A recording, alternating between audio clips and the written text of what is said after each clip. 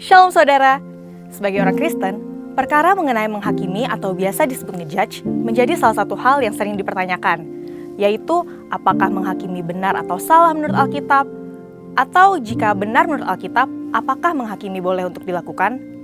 Bukankah generasi saat ini sangat mengedepankan inclusivity dan sifat open-minded sehingga menghindari penghakiman atas keadaan atau status orang?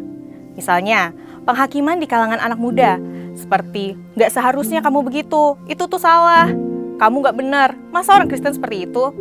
Atau contoh yang marak di channel-channel YouTube terkait saling menjatuhkan dan mengatakan salah atau sesat pada hamba Tuhan atas pengajaran tertentu yang secara denominasi atau aliran gereja berbeda dari dirinya.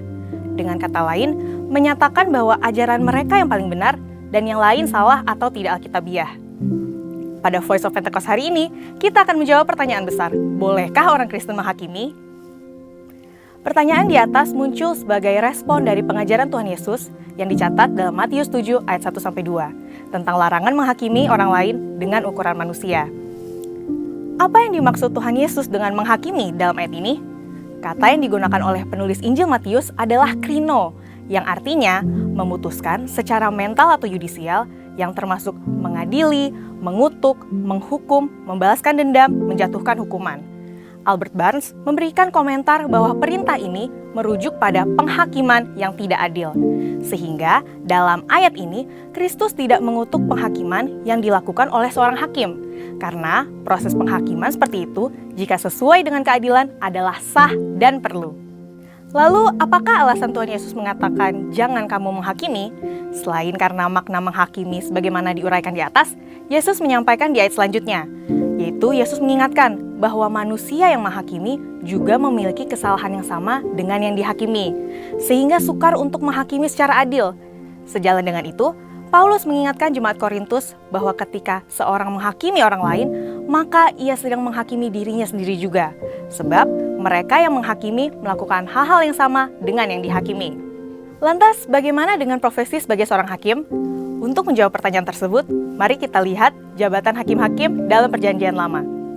Dalam perintah yang diterima Musa di Ulangan 16 ayat 18, hakim adalah jabatan yang diberikan melalui penunjukan dan pengangkatan atas legitimasi yang diberikan oleh Tuhan. Sehingga mereka memegang otoritas dan tanggung jawab untuk menghakimi dan harus melakukannya dengan penghakiman yang adil. Tuhan memberikan perintah dan peringatan yang tegas bagi para hakim dalam Ulangan 16 ayat 19-20 untuk tidak memutarbalikkan kebenaran dan menerima suap. Prinsip keadilan ini pun yang juga menjadi rujukan bagi jabatan hakim di masa sekarang ini. Dengan kata lain, tanpa penunjukan dari pemerintah yang ditetapkan Allah sebagai hamba Allah untuk kebaikan kita, tidak mungkin seseorang dapat menyandang jabatan serta memiliki otoritas sebagai seorang hakim. Maka, hakim harus terlebih bertanggung jawab kepada Tuhan yang memberikan kesempatan dan kepercayaan tersebut. Selanjutnya, bagaimana dengan kasus yang terjadi dalam gereja? Bukankah kita memiliki hukum Tuhan yang standarnya lebih tinggi daripada hukum dunia? Bagaimana jika seandainya ada jemaat yang melakukan pelanggaran terhadap hukum dan perintah Tuhan?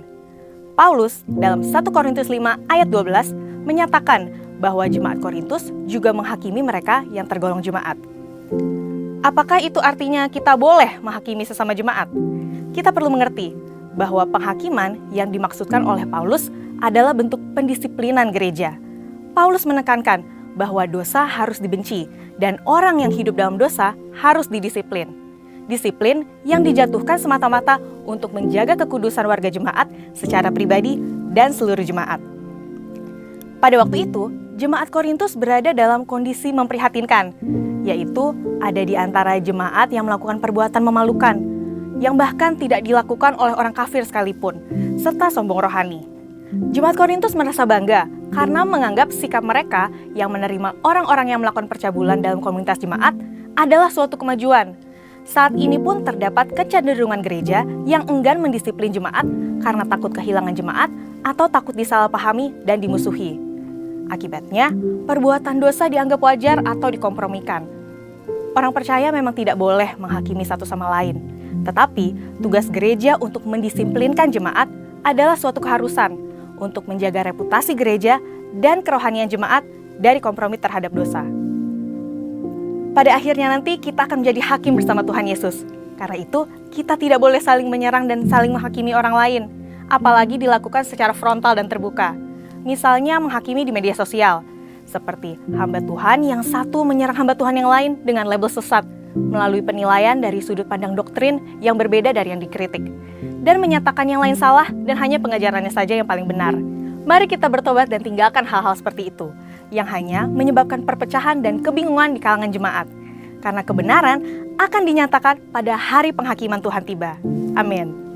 Untuk penjelasan selengkapnya dari tim teologi kami, silahkan buka link yang ada di atas atau scan QR Code yang tersedia. Maranatha, Tuhan Yesus memberkati.